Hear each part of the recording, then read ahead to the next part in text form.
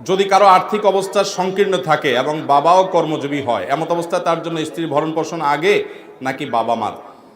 বাবা মার প্রতি সদাচরণ করা এটা ফরজ, বাবা মার প্রতি আনুগত্য করা এটা ফরজ।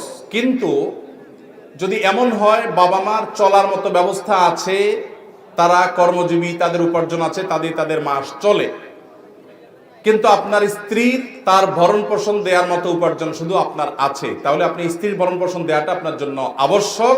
মা বাবাকে ভরণ পোষণ দেওয়াটা আপনার আবশ্যক না, যেহেতু তারা তাদের যা আছে তা দিয়ে চলতে পারেন। কিন্তু এর মানে এই না যে আপনি সব শুধু স্ত্রীর জন্য খরচ করবেন, মা বাবার জন্য কিছুই করবেন না। বরং মা বাবার প্রতি আনুগত্যের, এহসানের, আল্লাহ তাদের প্রতি এহসান করতে বলেছেন, তাদের প্রতি এহসান এবং সদাচরণের অংশ হিসাবে হাদিয়া, তোহফা, উপঢৌকন যতটুকু পারেন ওই অল্পের মধ্যে থেকে একটু একটু হইলেও নিবেদন করবেন। তবে যদি তারা চলতে পারেন তাহলে সেক্ষেত্রে তাদের ভরণ পোষণ দিয়ে আপনার করার আবশ্যক থাকে না, বরং তখন স্ত্রীর ভরণ পোষণ দেওয়াটা আবশ্যক হবে যদি এরকম ব্যক্তি থাকেন।